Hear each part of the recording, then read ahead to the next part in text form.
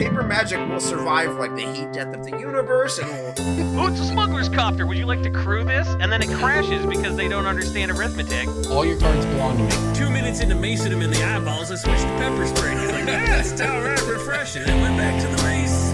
Magic is dying. I'm done. Selling everything. I might be a hoarder. And yes, I don't have the crayons or glue to explain this to you right now. What, are you gonna die twice? Oil will be worthless before magic cards will. well, okay, Dr. Man. That's Mr. Dr. Professor Jason. How do you feel about max speed cards, Jason? About what? The max mechanic. speed, the new mechanic, max I speed. don't pay attention anymore. I hired Right, people to pay attention to Magic. But I'm asking you, how do you feel about maximum speed? Maximums. I don't know the mechanic. But like, how does it make you feel? How does it make me feel? How does this mechanic make you feel, white boy? Yeah, how's the name hit you? I think it's more for fans of Top Gun than fans of Speed. If you catch my, I just want to say that people who like the movie Speed have a certain political orientation, and people who like the movie Top Gun have a certain different political orientation. Right? You mean that You they're don't gay? think there's overlap? Inside of me are two wolves. One of Yeah. them is driving a plane. One of them is driving a bus. At exactly 69 miles. They didn't have the need for speed. They had to maintain the status quo. They had to have some speed going on. Top Gun is just homoerotic speed. Yeah? Yeah, it's just gay speed with shirtless volleyball. Yeah, And Mavericks. yeah, it's just the sexiest movie ever made. It And is. welcome to Brainstorm Brewery, everybody. I'm Corbin, joined by Jason, Cass, and DJ. We're here to talk about Magic the Gathering and also the movie Speed. As you know, And Top this is- Gun. Like, I think this is probably, and I could be wrong here, but I think this is likely the #1 Speed fan cast in the world. Because if you think about it, we've done almost like 700 episodes or something stupid of Brainstorm Brewery, right? And a non-zero number of them were dedicated entirely to the movie Speed, and a larger number of them were dedicated partly to the movie Speed. If you add up all the content we have recorded and published about the movie Speed, it is almost certainly the #1 in the world. Corbin, you're going a little too fast there, bud. He has to. In fact, Yes, for the at rest of the least over- cast, Corbin, you have to talk at that speed or faster. I got voted You're just out of gonna an sound Among like Us. the Animal Crossing character to JJ when he plays it at 2x speed. I got voted out of a. I was on a roll there. I got voted out of an Among Us game the other night for talking too slow. Were you the thing though? No, Oh, you just got airlocked for being like suspiciously. somebody said something wrong, and they came into a meeting and they were like, "Where were you, Brown or whatever?" And I'm like, "Why do you get to accuse me? I don't know. Like, why do you get to come in here and be a dick?" And I thought that, and I didn't talk for like 5 seconds, and then they were like, "Nope, get him out of here," and everyone voted, and I was like, Among Us, and I closed it again. Wait, were you playing with Rage Quit Among Us? Wait, Oh, were you no, playing I with found it- randoms? Listen, so I played the hell out of Among Us during the pandemic. A couple We know weeks ago- everybody did, but we all stopped in 2020. Right. I stopped in like 2021 until over Christmas break. I was like, I wonder if it's a thing. I looked it up. There's like a server where you just hop in. There's infinite public game lobbies going on. Yeah, and it's Voice Gen chat. Z kids playing on their Nintendo Switches. It is something. Listen, it was very interesting because sometimes you get a mix of really chill, casual, like old gamers who are there to screw around and have fun. And then times you get into the lobby where it's a bunch of people shouting N-word at each other. Like because it's a public lobby of people using a game. And what choice Yeah. did they have? So the whole Among Us going back experience for a night, it wasn't ideal. It wasn't great. But it's a thing that I did and won't do again. So you That's don't want to like- be among them? We were looking for some real distractions over the past couple weeks, if you understand what I mean. So, it's we all got to cope in some way right now. And And Corbin that- does it by shouting the N-word and Among Us lobby. I did it by buying a time twister today. That's how I'm Oh. hoping. Ooh, I think I'm going to go buy a Bubble Mew. impulse shopping. I like it. Yeah, like Bubble Mew's gone crazy in price recently. I was actually just looking at the price of Illustrator rares from like the earlier Scarlet and Violet sets. it's insane. Hell, Data Evolved has like multiple Illustrator rares, not even special Illustrators, just Illustrator rares. They're like $50 plus now. Yeah, the illustration ones. Yeah. The Groudon from Paradox Rift is like $100 now. So the way it works Pokemon, like briefly, because Magic can learn from this. I'm aware. Pokemon, yeah, well, for the show, yeah. I know. Thanks Yeah. for mansplaining, Corbin. You're welcome. Pokemon has really cracked it, I think, in terms of the rarity and pull rates and whatever, because their illustration rares, one, are beautiful. The Pokemon market, because I write about it every week, has gotten very predictable once they've gone to this model. And the illustration rares will spike 6 months after release, and then they'll spike really hard 10 to 12 months after release. And now, like, that Pavilion is amazing. I actually think I just bought one of those. This Houndoom is sick. Yeah, I don't have that one. That's cool. Like, they all look really cool. I love to just pull them out and look at them. And yes, so all of the cards have gone crazy. And the thing is, like, Bubble Mew is like 150 or was, and now it's maybe like 2 something, 3. Yeah, like it's been going up over the past couple months. Really, Black Friday is what started the most recent run on stuff. I also think that Prismatic Evolutions has kind of brought Pokemania back. You have the 10 to one 15 middle-aged balding dudes at every target fist fighting over Pokemon packs again. Yeah, so I was gonna chime in and ask what started all that, because like I know that Pokemon is in the zeitgeist again, and that sort of like craze is happening. But what specifically is it about the past few sets It started with like I said, I think they've cracked it with the illustration rares, and there was that Latias and Latios from a few years ago that is now $1,300.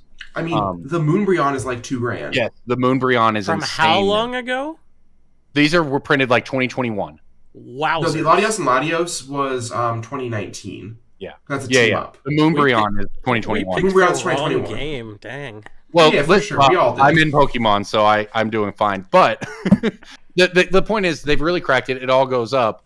The Surging Sparks with the $500 Pikachu is what really kicked it all off. That was about 3 to 4 months ago. So is this just a supply issue? The EV set, it just started Pokemania again. Like, it's a hype issue. Like, so what happens is Surging Sparks came out. There's this really, really gorgeous Pikachu card that's pretty rare, all things considered. And the cards was, it was like $200-$300 for the Japanese version. Japanese copies are usually less. Yeah. They made it to the US, and so there was already a baseline price of like $200-$300. And because they're more rare in English, it was like $400 or $500. And you have sort of like what I call the chud vendor class, just like the random dip the backpack in a TCG player account. Yep. Who are like, there's a $500 card in standard packs, so they just ran and bought all the packs of Surging Sparks. Yep. And then there was a supply issue because there was hype. And then you have every content creator being like, guys, you're not going to believe this. Scalpers spiked the price of Pikachu EX. And you have every person who's not a chud vendor, people who are just collectors, freaking out and going to their game store and buying Surging Sparks. It's just like a hype cycle that feeds into itself because there's valuable cards. The most recent set, Prismatic Evolutions, has a really low hit rate for the special cards. And also, one of the cards that's the showcase of the set is a Umbreon with the sun behind it instead of an Umbreon with the moon behind it. Moonbreon was the card we were talking about. Yep. To get a master set of this set at MSRP, and to be clear, it's selling for well over MSRP, is something like $22,000 worth of product, assuming no duplicates, assuming a perfect distribution. Which makes it the set is just like very hard to collect. And when you have that happen, and you get one expensive card like the Moonbreon, you have content creators on TikTok being like, what's up, guys? I just opened a $2,000 Umbreon, and you can too. Yeah, that's exactly what And it just creates this, not even artificial demand, it's just like this inflated demand. It's just the Pokemon hype that, like, we had it during the pandemic. It died down to reasonable, acceptable levels. And then $500 Pikachu. But I think what's really done it, like, is that the Moonbreon, for instance, had these giant price spikes. Yep. And then it has another one 6 months later, and then it has another one 6 months later. Yep. And so people actually do feel pretty good, at least at the moment, about the Pikachus. So it came out at $400 to $500, and as of last week, it's still over $400. And there's no reason to believe it. There's no reason to not believe it won't be $600 or $700 a year from now. Another great example of this is the Illustrator Gengar from Fusion Strike. Yeah. Card was like $200 for the longest time. Now the cheapest English copy on TCG Player is $825. Like, you actually can just buy a nice Pokemon card, and then a couple years later, it's quadrupled in price. Yeah, I felt good about it. That's why I have a binder of just the ones I think are pretty, and some of them are $2, and some of them are $200. But it feels like an alternative to Magic in terms of just like investing, because they've really done a good job of the collector market on it. I don't feel bad buying a bunch of Illustrator cards when the set comes out for like a pretty cheap price when they hit their floor and throwing them in a box. It kind of feels like you used to be able to do with Magic. Like, speculating is kind of actually a thing in Pokemon because the market is so predictable. Yeah. Because most of the people engaging with it don't actually understand it. Right, yeah. Everybody's Pokemon is, or every Pokemon is somebody's favorite, so like... Right. Yeah. Well, and you're gonna have a lot more people interacting on that. Surging Sparks, I pre-ordered on Cool Stuff for like the normal price of $120 a box or whatever. And by the time it actually shipped, like whatever, 6 weeks later, when the set came out, the price, like the boxes were $200 on TCG Player. Yep. Because like that's when it blew up. So it got so bad that distributors were charging more for it. Yeah. Allegedly, there's a Team Rocket set coming out in 2025 that people I would expect to explode. Yeah. It's actually funny enough. You mentioned is that a Team Rocket joke? Blast. I expect that the prices on that one to blast off. No, actually, the Team Rocket set started getting rumors, and then the art rare of the Jesse and James card from 2019 just started skyrocketing in price. The card's like $100 now. It was like $8 when I bought my copy late last year. Well, one of the easiest ways to make money with the Eevee set was to just get all the not Moonbreons. You could go buy the $50 Umbreon Vs and still make money because it's really predictable. It feels like doing Commander before Magic got savvy to Commander, right? Like, it's not hard to predict what's going up. You have the worst behaved kids of all time, dude. It's so funny. I will say, he did not break for a second. He made it through that entire monologue. Yeah, that's the powers you get as a dad. Like you if you can't have your kid crawling on you and be able to deliver a speech, then like how are you supposed to like do dishes on 2 hours of sleep? You can't do it. One time I was in the middle of a rant and Ollie walked into the house a little bit too loud and it fully derailed me. Could not be me. Corbin he's a professional. Right? He can cope with his kid crawling on him because he's a professional. Now, some people would say, hey, having your kid in the recording studio when you're doing a podcast, that's unprofessional. But to those people, if he was unprofessional, wouldn't he have been derailed by that? Maybe he's the most professional one of us. Okay. Because his kids are not scared to come downstairs when he's podcasting like mine are. I learned to go on Imager when I was high and type in funny, and everything would make me laugh. It's like a good feed. My dad taught me that. I was like, Dad, Imager is an image hosting platform where people use to put their pictures on Reddit. He's like, no, you just browse Imager. I'm like, you sound insane right now, but I'll be if the old man wasn't right. He was right. Yeah. Huh. But then it got too self-referential for a while there, and it was just people sucking their own. Well, which is fine, because like that's usually just relegated to the last slides. Like, here's another celery bunch of memes, and it's like, you celery. I don't care. I don't care about your cult of personality on Imager. Just give me pics that make me laugh. Celery? That's a dumb name, you idiot. Man, y'all remember when like we had one new image macro every couple of weeks, and it was the funniest you've ever seen? But looking back at it now, it just was never actually funny. Oh, the entire 2010 to 2012 meme era. Even before that, like, I remember the first time I saw it's the walrus with the bucket, and it's like, I has a bucket. I has a bucket. Oh no, they be stealing my bucket. Got me. I will admit I was like in middle school. I was on the floor, like crying, laughing. That was the ever seen. Yes. And in hindsight, it's not that I good. was also in middle school when I saw that for the first time and couldn't handle it. I was also very young and not in college.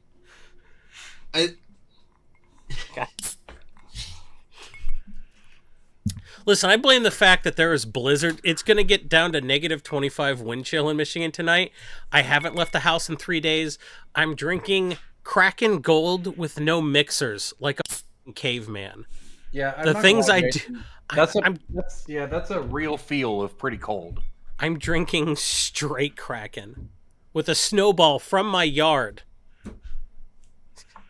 And that's what I'm doing today. So you know what? If I'm not with it 100% mentally, it's because I've got cabin fever. And I submitted an article today that was just me writing, "All work and no play makes Jack a dull boy." 6,000 times, and I submitted that. So it's not going great being snowed in. The only axe I have is one of those big plastic Garrick ones, and it's going to take forever to kill my wife with that thing. I'm not looking forward to it. So if we could wrap this cast up so I can stretch out my hammies before that happens. So things are really bad here in the frozen north. Last podcast we talked about Akira slides. And lo and behold, the Chandra card for the set, the artwork is just her doing an Akira slide. Yeah. Is it sauced? It's the so the scale card is undersauced. Sauced? I think the Chandra Spark Hunter art is a little undersauced. The token for it, though, which is also an Akira reference, is sauced. It's her walking up towards the motorcycle. Oh, yeah. Oh, yeah.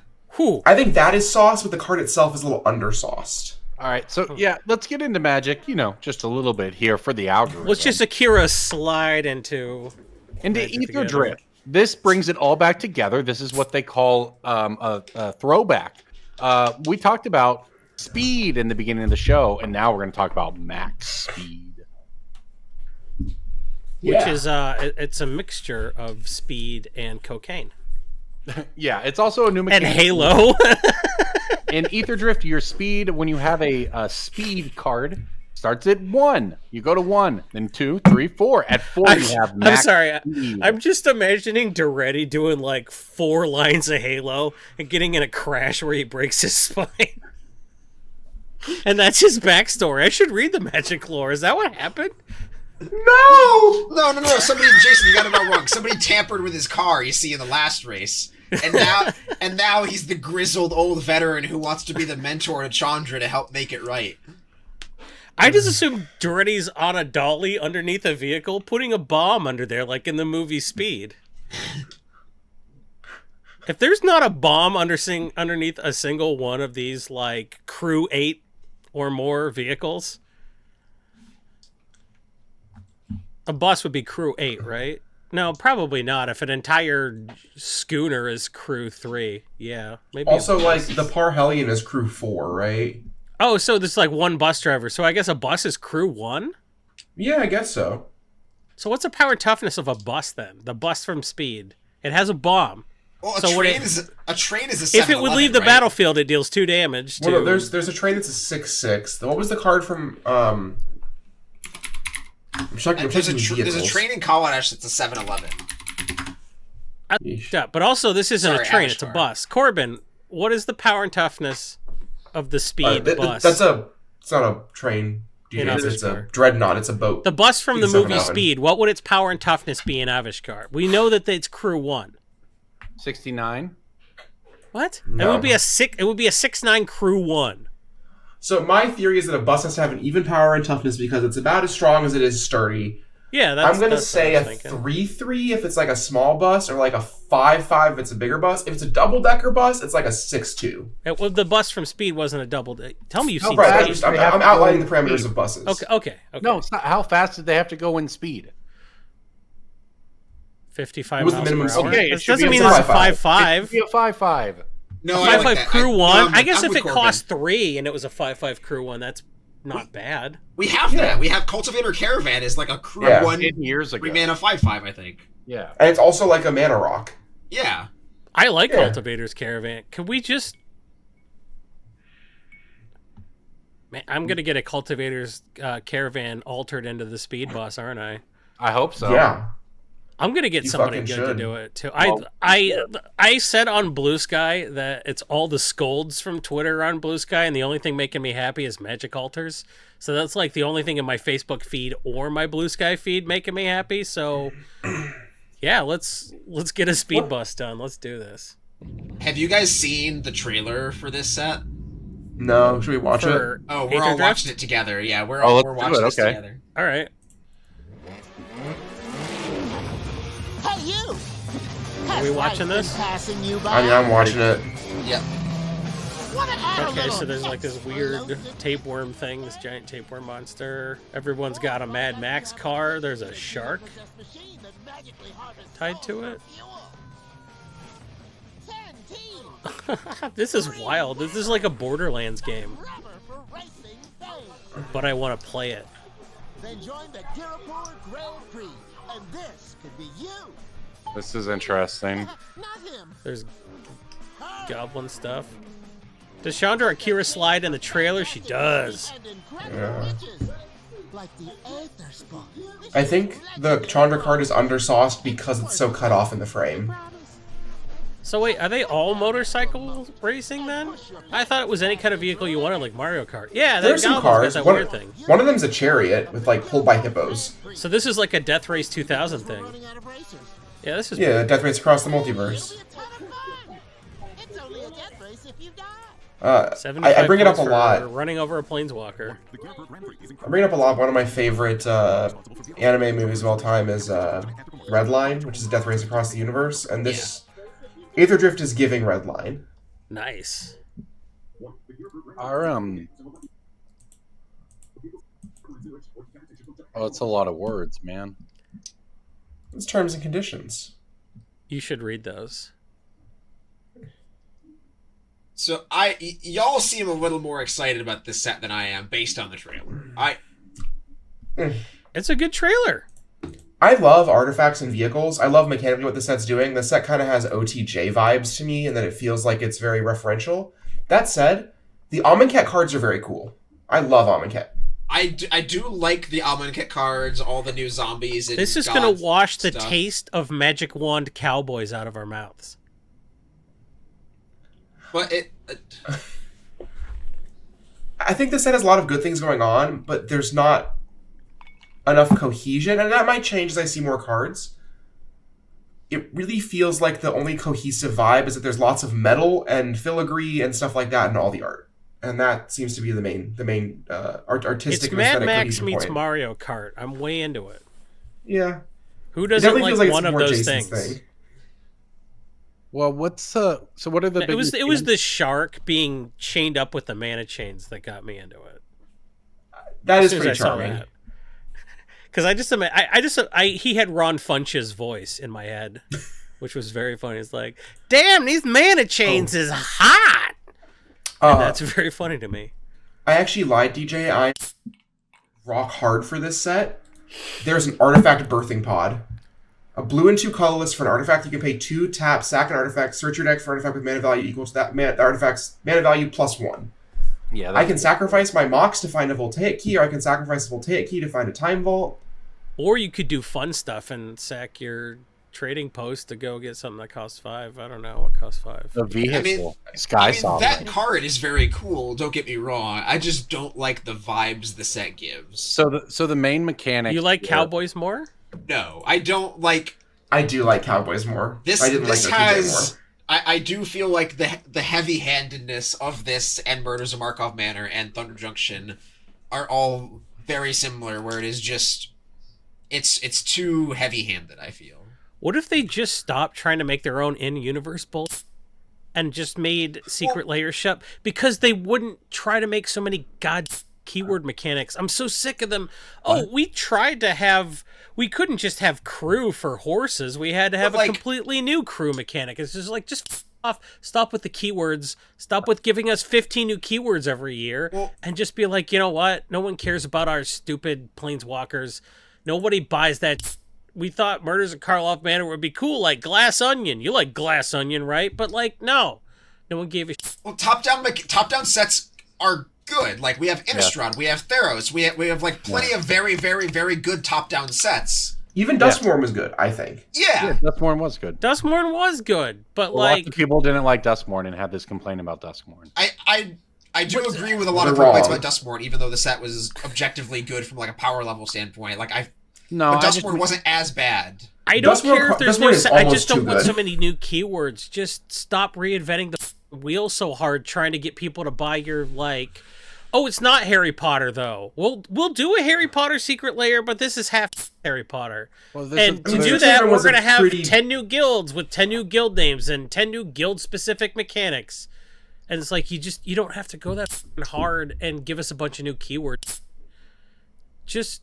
And I'm not saying you got to return to Innistrad every 3 years either, just to have those old mechanics too. Just do the story wherever it goes, but don't feel the need to to make us invest so hard in your IP because you're envious that people like Doctor Who more. I don't know. It just seems like every set that they do is so much, and everything that they do Secret Lair is just like Universes Beyond, I assume you're talking about, right? Yeah. Think about it this way, Jason. You are somebody who has been so immersed in this stuff for so long. Your blood toxicity levels of mechanical complexity are just like you're on the verge of death constantly. Let's say you're somebody who gets into Magic. I still know how banding works. I still know how banding works, despite banding's knowing not even how one of the hard works. ones. Banding's one of the easy ones. Okay. Mutate. I understand how mutate works, despite what I'm saying knowing is, how Jason, banding no works. one knows how mutate works. For somebody who, not even judges, for somebody who gets into Magic through Universes Beyond, the crunchiness of the set is appealing. There's lots of new things for them to discover. Yeah. I think that it's Also, definitely like, a perspective of someone who is old and jaded like us versus someone who is very fresh to the game. I'm just looking, like, going through the mechanics, right? Like, however you feel about saddling mounts. I mean, I think they didn't, like, you can argue that they screwed up naming crew for just vehicles, but, like, they realized that that was a mechanic they wanted to repeat. You can't just run, you can't crew mounts. You can't crew a cow. Also, having 30 years of mechanics is a feature, not a bug. Well, yeah. I mean, I hear not wanting to. What I was just going through the list, though. So in this set, we have Saddle is back, although it's a pretty recent one. Exhaust is back, right? That's a Exhaust is new. Exhaust is new. It's similar to Exert. Exhaust is her ability. Sorry, I was thinking of Exert. Exert is on a couple of cards in this set, but Exhaust is different. Can you flicker it and reset the Exhaust? I assume you can. Exhaust, I believe, is tied to the instance of the card. Let's just bring up Loot. Loot has 3 Exhaust abilities. They all tap Loot. Yeah. Okay, I mean, I don't think I would have wanted Exert and Is Exert in the set? I don't see any Exert cards. No, because Exert and Exhaust are 2 completely different things. Exhaust is you can only use this ability one time ever. Understand. And Exert is I was it asking if doesn't Exert tap was next in. turn. Yeah, Exert is on Basri Ket, which is interesting. Yeah, so I just don't think I would have liked 2. I might not have put 2 similarly named mechanics next to each other. But so keeping going, the really new one, of course, is Max Speed, and then Cycling is back. The mechanic is called Start Your Engines. Start Your Engines. Is Max Speed the name of a mechanic or a character? Because how you answer will depend on... It's a character. Will determine how much I like this set in general. It's a character. I know what you want to hear. Oh, no! The name's Speed.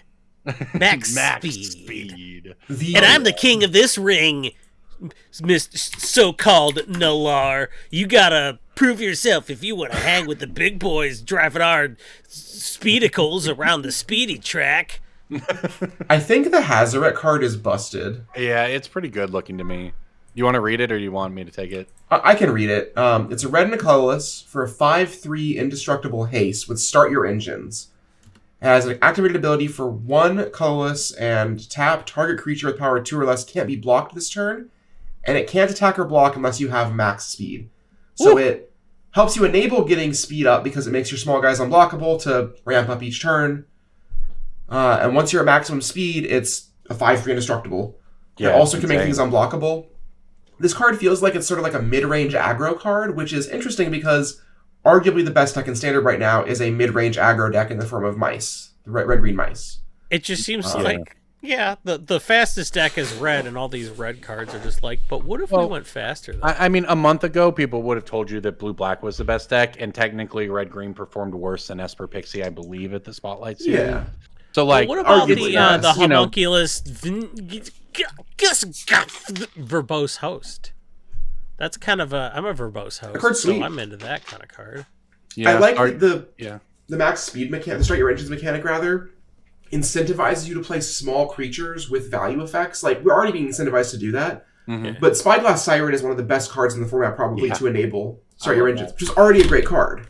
Yeah, and there's lots of those decks, like the blue-white deck that I don't think it's like great anymore, but there was a long while of especially around rotation, like a blue-white artifact-centric deck, sort of, where you were like playing all these weird white and blue one-drops like Spyglass Siren. I'm with you on Hazaret cast because the old Hazaret, remember, you'd play it on turn 4 and it often wouldn't attack until 5 or 6, and that card was broken as hell. This card you get to play on turn 2, and while you probably the first one won't attack, You just play it on turn 2, and then it lasts the entire game, enables broken combos the whole game because you can make a small creature unblockable and then monstrous rage it and then double strike it, right? Like, by the way, at some point it's going to be a 5/3 attacking. Like, it seemed very powerful to me as well. I will make my Picnic Ruiner unblockable and then Giant Growth it after attacking. Or I guess before attacking, but yeah. Yeah, no, it's going to be Start Your Engines just reminds me of the fact that when I would play F&M, there was a guy there who would always just run this like Lorwyn Elf deck where you play an elf on turn 1 and an elf on turn 2 and an elf on turn 3. And I was at the LGS after not having been there for a while, and they're like, dude, Robin won F&M. And I was like, how did that happen? And they're like, he played a creature on turn 2 and a creature on turn 2, 3, and 4, and 5.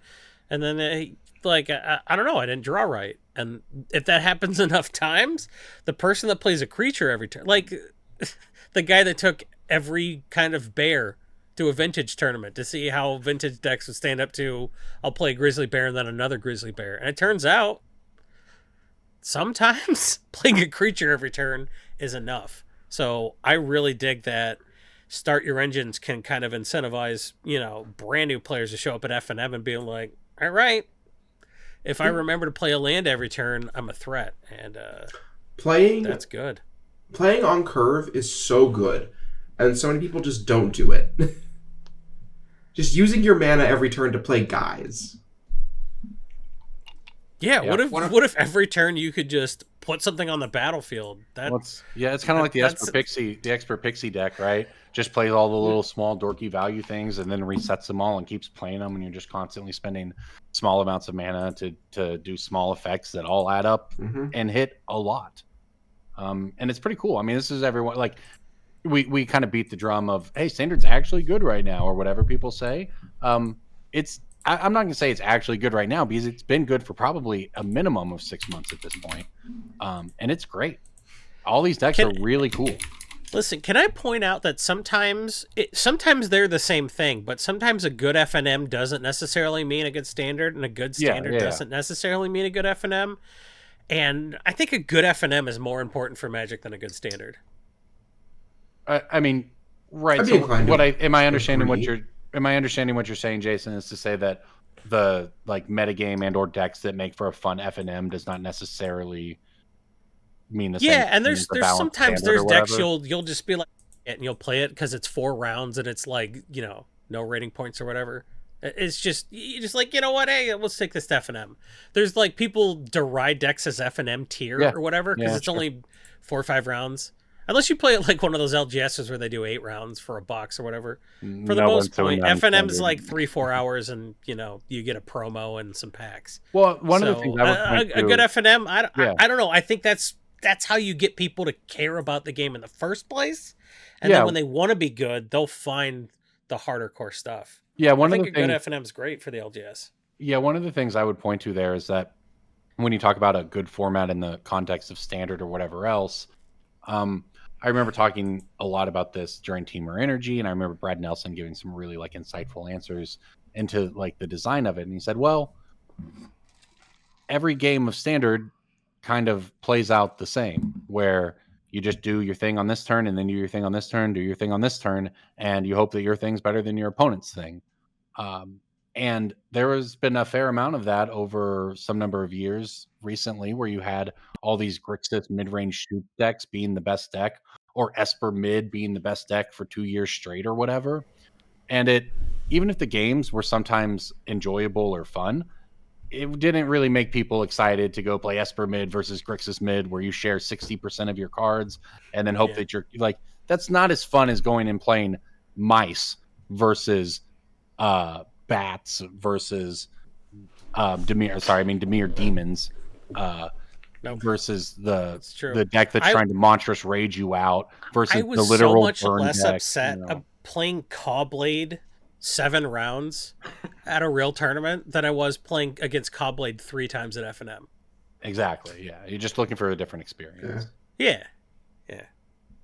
All right. Well, let's speaking of different Cawblade experience, we're going to do something a little different than we've done the rest of the show, which is just talk. Today, we're going to do a segment. It's time for Breaking Bulk. Breaking Bulk time. Breaking bulk time. Break. Oh, yeah, breaking bulk. There's so much good stuff. It's a pick. Breaking bulk. The end. A little late, but here we Jesus. are. Oh my god. Sago. Speaking of a new experience, here's a segment we do every week. My I know. god. I thought that was pretty good. Was it? I You have. just Aether drifted right around 180 degrees and bam. You Got me. Jason. It was worth. You got me. I have a Throne of Eldraine Blue Rare. Is it the Midnight Clock signpost? got reprinted too many times. I was asking if it was Midnight Clock. Yeah, I was trying to remember if that was Throne or something else. Not Midnight Emery? Clock. It's Emery. A card that hit bulk prices after Multiverse Legends or whatever in March of the Machines. Card is on the climb with a $1 buy list and a $5 direct premium. Card is seeing play as a 4 of and arguably the best modern deck, Team or Breach. Mm-hmm. The resurgence of Mox Opal has made Emery better. Shocker. Who knew? You I mean, can it's always had find Mox Amber to play with too, which is just like right. those Now cards are you have not okay. There's a modern deck guy that plays 4 opals and 4 ambers. Emery is Berserk. Yeah. This card has obviously always been powerful. It kind of, I think it has like, 5 printings now or something total? Yeah. So how's it keep going back up besides... Because it's one of the strongest cards ever printed. All right, I get it. Plus everyone's like, I need this specific art of Emery. Yeah. So having five printings doesn't necessarily help when you would like to put together a playset that looks the same. Emery is All really right. powerful with cards that are free and cards that are good to play every single turn, which historically have been some of the most powerful Magic cards of all time. Yep. All right, I'm going to hit one. I don't think this is too difficult, but it did surprise me that this is the most expensive card in the set. It's a green uncommon from Theros Beyond Death. Theros Is Beyond this the Death. Hydra's form or something where it doubles the number of Hydra's counters every growth. turn? Yeah, Hydra's nailed it. growth. Yeah, like I said, I didn't think it's hard. I thought maybe you'd say Destiny Spinner, but we know that's been reprinted a bunch, I think, anyway. It's not expensive anymore. But no, Hydra's growth is actually $2.50 from the set. It's Every the time most somebody picks this as their pick of the week, the price doubles. this is one of the this is the most expensive common uncommon in the set. The next most expensive, by the way, actually the basic island, the Pokemon Island as we call them. Wow. Sure. A water energy. Yeah. And then Underworld Dreams. Cool. Well, I got one. Hopefully this is hard. DJ got us with a Baldur's Gate one last week. It took us 30 seconds. Not how even. About, It was like 5 seconds. how about a Baldur's Gate Black Common? The treasure thing? No. Oh, is the treasure Feign Death? How about that one? Feign Death on the list. Oh, I Still got it. over $1 retail. Let's yeah, go, Corbin baby. nailed it. Well, I mean, they're I picked yeah. that recently. Wow. Yeah, I love that set. I think Baldur's Gate is the best EDH set they've done in 5 years. I think it's fantastic. important to note that even in a space where Fury and Grief are gone, these kinds of 1-mana reanimation tricks are just very, very, very still good.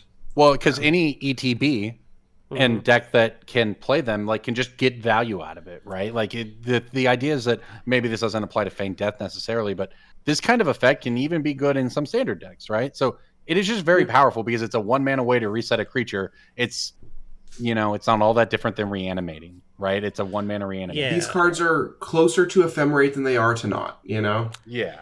Yeah, and that's the thing about some cards that like translate like Healing Salve doesn't translate well to EDH because in a 20 life format, 3 life is much better than it is in a 40 life format. So the stuff that scales poorly to EDH tends not to get played. So for a 1-mana to effect to scale well into a format where your mana might as well be infinite and your life total might as well be infinite, it's Feign Death is as good as your best creature. Yeah. And so it scales with the power of the creatures in your deck. And if you have time to cast a 7-drop that gives you value when you rebuy it, Feign Death becomes a 7-mana value worth of card, right? So any card that reads like Feign Death reads don't bulk out as I guess was what we're Exactly, saying. because almost all of them, at least at some point, have been worth something.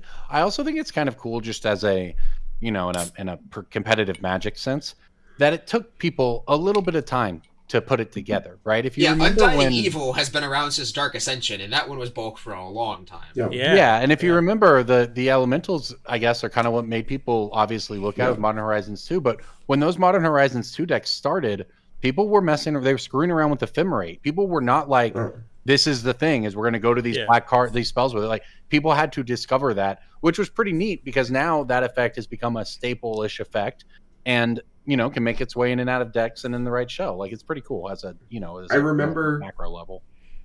I remember day 0 of Modern Horizons 2 being on Moto. Aspiring Spike was like, "Oh my god, guys, they're gonna have to emergency ban Grief. This Grief ephemerate stuff is busted." He was so close. Yes, so close. Yeah, I remember also there was I did rogue coverage back then when people weren't doing official events, but like Channel Fireball or someone had one back, and it was this weird deal where Channel Fireball told me they were going to hire me to do coverage, and then told me they didn't have any money to hire me, and I was like, well, that's stupid. I've already planned for this, right? So Masters of Modern podcast stepped in, funded the trip. So I went out there, did rogue coverage for him. And I remember the thing that really made it worth it for us, that went viral, was highlighting someone's black-white deck where they were, and looking back at it, it's the very beginnings of a Grief Ephemerate deck, because they were using sack outlets and reanimation. So it's pretty cool seeing how it developed. Obviously, the end result of all of that is Grief and Fury getting banned, which I don't think we would have predicted back then. And that's from a long, if you look at the long view of competitive Magic, I think that's kind of cool, even though obviously it ended up with cards getting banned. It's also one of those things too, where Fury got banned for both its synergy with Feign Death effects and also Up the Beanstalk. Fury was truly an offensive Magic card while it was in Modern. Yeah, and also Fury just prevented you from playing small. Wait, it also counts as a land. It triggers landfall, and it's an elf when it enters the battlefield? Ridiculous. There was a Modern RCQ season where I played Yawgmoth, and my only losses the entire season were to people playing 4 copies of Fury in their deck, and I just could not beat the card Fury. Yeah. And you know what? I probably should change decks, but also I just kept rolling those dice, thinking maybe today somebody will show up without Furies, and maybe I'll win. Yeah, I mean, Yawgmoth was turbo busted. You're that dude bringing elves to F&M every week. Maybe this week everybody Storm, will forget right? how to Dredge player. Maybe no one has sideboard. No one has Graveyard Hate this weekend. I think it really speaks to my stubbornness and my lack of ability to follow through that as soon as they banned Fury, I stopped playing Yawgmoth. It wasn't hard anymore. 90% of gamblers quit before they win a big. Right. DJ, did we get your DJ, describe the meme of the guy who stops mining diamonds right before he hits the diamonds? I'm going to describe my Breaking Bulk instead. I have a card from... It's a blue card from Dual Deck Elspeth versus... Or no, it's Izzet versus Golgari, sorry. That narrows it down. It's Gambit. It does. Days. What? No, Days. it's not Days. It's a blue common from Dual Deck Izzet versus Golgari. Preordain. No. Is one of the replicate ones. Does it have replicate? No. Yeah, I was thinking that. I don't know the names of any of those. You heard whatever my first guess was, DJ? Brainstorm? No. Common. Ooh. That deck was a terrible deck, by the way. Izzet versus Golgari was not fair. That Izzet deck was terrible. Court Hussar. It had an Isochron Scepter in it. It had Isochron Scepter, but if you put an Isochron Scepter, fire and ice and a bunch of terrible bullshit. It was not a good deck. What's the guess? I don't remember. What did I I got say? nothing. The white creature, the blue creature that you have to pay white mana, Court Hussar. That was a blue Izzet deck, Corbin. Izzet versus Golgari. So plus Court Hussar was weird. My bad. Okay. Steam Core weird. Steam Core weird. Goblin Electro. I yield. You're all gonna know what it is. He said blue. He didn't say it was blue-red. Oh. He's not that much of a cheater. What about Force Spike? Oh, okay. Sure. That's the I don't think I would have ever guessed that. Really. What about what art is it? What about the is it Golgari Force Spike? It's the 7th edition art, I think, right? It is the 7th edition art, and the flavor text is I don't think so. Oh my god, yes, that is. Oh yeah, that's the the Joss one. Whedon printing. Correct. Sure. Yeah, card retails for about 75 cents. It's on a couple buy lists for a quarter. The Legends printing is, of course, the most expensive at like $3 to $5. That's it. It's a common, so. Yeah, but they're sexy. It only sees play in Dan. Glyph really. of Destruction is a common from Legends, and that's worth like $3 to $5. You know what's not worth money? The Legends card I opened up 1 billion boxes of Dominaria United collector boxes to get. At least you didn't get a moldy mold elemental. No, I did. I got like a rock. It's Moss Monster. I got a rock elemental, man. Oh, you didn't get mold elemental? I like mold. I got elemental. Moss Monster. Moss Monster's trash. I got something worth like $2. It's actually funny. I got Moss Monster, and I was super stoked to open it because the person I mentored for a long time's last name is Moss. And I got to give it to him. That's fun. Yeah. I gave my dentist a set of pulling teeth. Do you know that was actually the first piece of original Magic art I ever owned? It's I don't know if I owned it for like an beautiful is the word. afternoon. Yeah, it's Pulling striking. It's very striking. It's a now. very flipped visceral card. Yeah. Did you I buy just so purchased it- Norbs couldn't have it? That's messed up. I bought it at a GP and sold it that same GP. Well, yeah, Off the record, I bought it from the Moose guys, and it ended up back with the Moose guys at the end of the weekend. That's funny. Shit. When I didn't have any money, I was offered the original breeding pool art for $3,000. Jesus. Oof. I know. If I could have paid $3,000 for breeding pool, you f***ing kidding me? And I was just like, I'm 20. It's this big. Like, it's seriously this big. Yep, it's one of those. And it's super duper wide. And he's like, they only use this much of it. And I'm like, well, why the you paint it so wide, dude? He's like, it looked cool. So that's the kind of lunatic we're dealing with. And yeah, he would have sold it to me for $3,000, and I just didn't have that much at all because it was 2005. Yes, I understand. And I realize that makes me sound like, I could have bought Microsoft Bitcoin, stock you could have for got $4. Bitcoin. Yeah. But like, I don't know. I was just like at a point in my life where I didn't have the money to do that. I wanted to, and now nobody's selling original breeding pool art for $3,000. That's true. But you know now you what gotta. What you and could... plus, I lost all $500,000 that my grandfather died and left me on Melania coins. So that was a rug pull. Like, look, I'm not an idiot. I'm not gonna buy a Donald Trump coin. Okay, I'm not a schmuck. That's 100% a crypto rug pull. But for Melania to do it on the same day, I did not see that coming. Great, thanks. Here's the thing, though. To purchase all of these things, you'll need to make a little extra money if you want to have the opportunity to buy a breeding pool art when it comes across your way.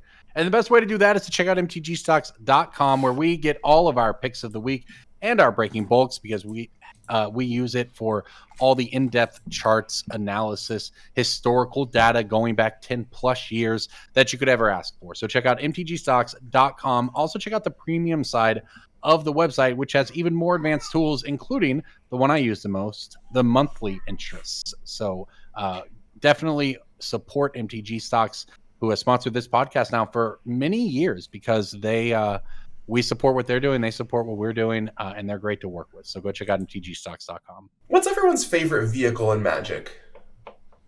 Smuggler's Copter. Y'all are boring. I like the Omen Keel, because on the front it's the Omen Keel's sick, actually, because I love stealing their lands, and I love a landfall Ristic study that like comes into play as like a 9/10 and you draw 9 cards. So yeah, I'm gonna say the Omen Keel is my favorite vehicle, even though it's the back of a different card. I play that card in a lot of decks. I like Smuggler's Copter just because I play it in Commander and Sig River Cutthroat. Yeah. Okay. Is it a rogue? No, but it hits for 3 in the air, which triggers Sig. Yeah. Which means that you draw 2 and loot 1. It trigs Sigs. And you can crew it with Sig. So you play Copter on 2, Sig on 3, hit somebody for 3, draw 1, discard, end of turn, draw another one. Yeah, I'm making a green, blue, black colored Sig and Renin 6 deck called Sigonometry. That's and I such a derailed Corbin hyper-specific... saying something legitimate for an EDH Recast tier pun, and I regret nothing. I think my favorite vehicle is Knight Paladin. It's from Warhammer 40k. It's a 5-mana 6/6 trample ETB, 4 damage to each opponent with crew 1. Wow, that's I love awesome. a good aggressive commander vehicle. I love attacking in commander. That's just a tank. It's just you just point the it deals gun 12 at them damage and when it comes say, in. So I have a Archulos I deck, love it. the turtle, where if it's untapped, everything comes into play tapped, and if it's tapped, everything comes into play Yeah, tapped. Archulos rules. And it costs 4 mana. So I love all the 2 and 3 mana vehicles I can play in that deck to then crew them with Archulos on turn 4, which is really great. I like Subterranean Schooner a lot, to be honest. The one that makes your creature explore that crewed it. That's 2 blue pips, right? But I think it's just 1. But I also like Slicer, to be honest. I think Slicer is... Honestly, Slicer is a CEDH card, because if you play Slicer on turn 1 and CEDH, everyone's taking 15 damage before they can even figure out a way to deal with it. I have a goad. Yeah. Slicer slices, baby. Slicer and Alexios, the other new card they printed from Assassin's Creed, both insane. I love Alexios too. Yeah. Honestly, I'm finding like reasonably priced Assassin's Creed boxes at the LGS. I'm considering just buying all of them. Like I kind of like popping the boxes of this set. Speaking of universes beyond vehicles, Recon Craft Theta from Fallout, that card is so clean. Oh, yeah. I love the design on that card. 4 colorless, 4/4 flying vehicle with crew 2. ETB, put a 0/0 alien token into play with a +1/+1 counter, and whenever it attacks you, proliferate. Yeah. Oh, and you know what's the most Jason Alt reasonable. card of all time is the Nautiloid. That's a vehicle I like too. Give me That one does second. the Give kind me of one shit I second, love. Jason. For anybody who's listening to the podcast and is a Magic player who doesn't know what any of these cards are, like I do, we do have this podcast on our website on YouTube. On YouTube, it has pictures, shiny pictures that our editor puts up, so you can actually pause it and read the cards as we go through them. Because if you're like me, you haven't heard of 4 out of the 5 cards that these people have talked about so far. Or if you have, you don't know what they do. You just know because you buy and sell them. I can't make myself read a whole Magic Cards text on the podcast. No, we're not asking you to, and that's why we pay somebody to put it up on the screen so that you can pause it and read it. So check out our YouTube, hit the like button, subscribe, make sure you're subscribed, make double, triple sure you're subscribed, all the things, etc. Now back to your crafting your Thetas. Yeah, definitely hit the thing that says subscribe, and it'll say you're unsubscribed, and you'll be like, and then you resubscribe, and then you'll be our newest subscriber. So thank you for being our newest subscriber. Thank you. You're our favorite because you're the newest one. I want to talk about The Last Ride. Y'all seen Jurassic this? Y'all Park heard of this? It's a Aether Drift spoiler. It's a mythic for a single black mana. It's a 13/13 with crew 2. It gets -X, where X is your life total. And it has 2 and a black, pay 2 life, draw a card. It's Death Shadow Car. It's a Death Shadow you can play on turn 1 and then make into a creature later. There's got to be a pun here, right? That's crazy. So we got 4 more Death Shadows, and these are even more forgiving. You can run these out. Yeah. My thought is, like, one of the things about Legacy Death Shadow, a deck that I love but think is bad, is that you don't really have any threats you can play on turn 1. Yeah. This card requires you to have, like, an additional resource to attack with it, but it also draws you cards. I think this card might be Legacy playable. It's also a 1-mana greed. Right. Like, Yeah, it's this sick. card is probably close to Legacy playable, and that's crazy. Well, is it Legacy playable because Death Shadow's Legacy playable? I mean, Death Shadow's barely Legacy playable, but getting 8 of them might be. Yeah. Does being an artifact get it just accidentally blown up along the way? If someone's bringing in artifact hate against Death Shadow for this card, like, that's great. No, but like every shatter is now modal. Like every card now has a shatter on it, is what I'm saying. Yeah. I mean, in Legacy, that's not really as much of an issue. Like, the cards that destroy artifacts are like, you know, Witherbloom Command and like Abrupt Decay. They typically are more pointed towards specific People solutions. aren't playing like Wear and Force Tear of Vigor and Legacy Meltdown anymore. see a lot more play. Yeah. Am I just telling on myself? And people, I mean, Wear and Tear sees play sometimes like the Jeskai control decks, but like Meltdown typically is better because the artifact decks you see in Legacy put a lot of good artifacts into play. Yeah, Meltdown's really taken over Modern as well as the go-to. Yeah. hate. Force of Vigor is not seeing enough play in any of the formats it's in, and I don't understand it. Like, people just refuse to play more than 2 copies of that card in their sideboard. All right, before we get out of here this week, we want to wrap up, as always, with our picks of the week. Pick of the week, pick of the week, pick of the week. Time for the pick of the week. Do we? What if we just didn't do a pick of the week one week? Oh, I got a great one this week, though. No, I'll go onto YouTube and I'll just type pick of the week 2714 or whatever, and then like people will be like, "Oh, thanks." I'll kick it off though. I'm looking at Duskmourn. We talk a lot about how broken the set is, because it is. It has a ton of cards worth a lot of money. Just running down some of it for those playing at home. Abhorrent Oculus is $40. You've got Kaido at 25 plus. Overlord of the Baelmerk is now 25. Screaming Nemesis is 25. Overlord of the Hauntwoods is 20. This next card is about to be 20. Valgavoth Terror Reader. It's about $17 right now. Yeah, absolutely. It's climbed up from about $15 at the beginning of the year, and it's in the last couple days made a few more small moves. This is a card that is strong enough to try and cheat into play. It has that going for it. It's also just the flagship mythic of an incredibly powerful set. And it's not, it may end up settling like in the 20 to 25 range, but it's certainly just not going to be cheaper, I think, than it is right now. So if you want to get yours, check out Valgavoth Terror Reader while you can. I'm looking at a Magic the Gathering card called Tarion Soul Cleaver. While there are many multiple versions of Tarion Soul Cleaver from LCI, Lost Caverns of Ixalan, including promo pack and all kind of assorted garbage, they're all like approaching $5. And the best one currently, the promo version, which I don't think will stick. I really like the borderless version. They're all, that one's approaching $6. So I think if you can get any version of Tarion Soul Cleaver under $5, it's going absolutely nuts. And it's in a lot of Evereth Viceroy of Plunder decks, and we're talking about recent creatures that are getting there. Evereth is the second most built commander deck from the Foundation's Jumpstart stuff. And Foundation's Jumpstart is a completely different product. People always forget that. They always forget to buy that crap, and they're like, "Oh, I don't play Jumpstart, I'm not going to buy it." So those Jumpstart commanders always, tend to take a long time. It takes a reprinting usually to bring some of their prices in line. So Evereth decks are really hot right now, and I really like Tarion Soul Cleaver. A Blade of the Blood Chief is another card that's going up alongside it, and that was a previous pick of the week by somebody on this cast and within like the last couple of months. So equipment is hot right now. When more people are playing Marvel, Captain America is going to want to be throwing crap around. Get your equipment. Get your Tyrion's Soul Cleaver. Soul Cleaver has appeal in 3 different formats right now. It's obviously a commander powerhouse. It's also seeing play occasionally in Modern as the 5th copy of Blade of the Blood Chief, so you can get around Pithing Needle, or you can Karn for it. It's also possible this card will start seeing standard play, because we had Bloodghast spoiled today in Aether Drift as a reprint. And there are 2 different good creatures in standard with sacrifice abilities that cost no mana. There's a 2-mana 2/1 legend that says sacrifice an artifact or creature, put a +1/+1 counter on this guy. And Calastria Highborn is back in standard. So we might see like a sacrifice Highborn, Bloodghast, Blade of the Blood Chief deck like we saw in 2010.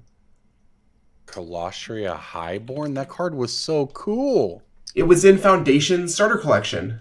It's one of my favorite cards. Back in Plus, we have Pulse Tracker, Stormkirk Noble, and Markov Baron. There's like a vampire sacrifice aggro deck in the works. Entire Zendikar block vampire deck. We don't have Lacerator, which probably is fine because I think Stormkirk Noble's better. But we also have there's the Aftermath one, Markov Baron, I think is what it's called. It's a 3-mana 1/1 Convoke and Madness for 2 and a black Vampire Lord. Sure. All right. Yeah. All right. Cass, what are you looking at this week? I'm looking at Flavor of Denial, a card that's not at its price floor, but pretty close to it. Mm-hmm. Seeing more and more play in Modern in the form of these like Thunderclap, Trainer, Tameo mid-range decks, but also seeing play in Belcher with like Tameshi, and again, Thunderclap Trainer is kind of the big one for this card. Free counterspell that is starting to finally prove its worth. Modern Horizons 3 is starting to become in our rearview mirror. I think this card has a lot of upside. Sometimes a pick of the week is good and we don't know what to say. I mean, none of us know. Me and you don't know the modern format, and Corbin is busy, I think, petting his child. I was putting a headphone in his ear. It's called stimming. It was the easiest way to get him to walk away, as he doesn't want me to put the headphone in his ear. He doesn't want to listen to you guys. That's honestly very fair. I wouldn't want to listen to me either if I was a 3-year-old child. No, Flare Denial is great. I mean, that's all there is to it, right? Like, the card is just picked up everywhere in Modern. It also obviously is played pretty heavily in Merfolk. And you can get it for $5 or $6 or whatever you're looking at, $7. Seems like I wasn't familiar with its use in Merfolk. I'm actually off the pick of the week. That's I try not to bring up the Merfolk because that's what everyone always says, man. They always just start being mean. I think people who play Merfolk have an impure soul. There's a really good. This is nothing actually against the person. I think Nikachu is the guy's name. There's a really funny story. Won a GP. There's a friend of a local player to me. His name's Matt Maines, who played against Nikachu at an SCG Open.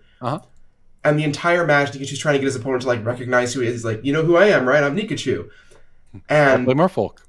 Matt just kind of like didn't know who the guy was and wasn't having. He's like, dude, I don't know who you are. I'm just trying to beat you. And I respect that so much.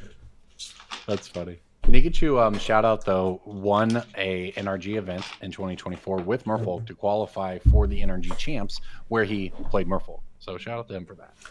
Honestly, someone who knows exactly what they're about at all times, even if it is Merfolk, you gotta respect it.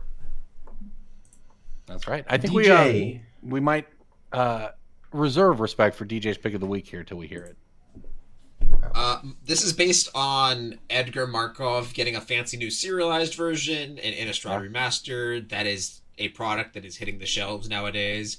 And there is a certain vampire legend from Foundations who is cratered to near bulk rare prices. I am picking Elenda Saint of Dusk based on the Edgar Markov being an Innistrad Remastered, all that other stuff. Specifically, I actually want to focus on the borderless version of this. Because collector booster boxes of Foundations, I think the supply on those is going to be a lot lower than the regular boxes, the play boxes that are going to be legal for 5 years and in print for 5 years. Collector booster boxes from Foundations are already very, very expensive. We have the fancy arts of like Doubling Season and Land World's Going Wild. And the borderless version of this very fancy vampire is only $2, which I think is a pretty good pickup. I would go for the borderless one over the regular one just because of how weird Foundations collector boxes have been. All right.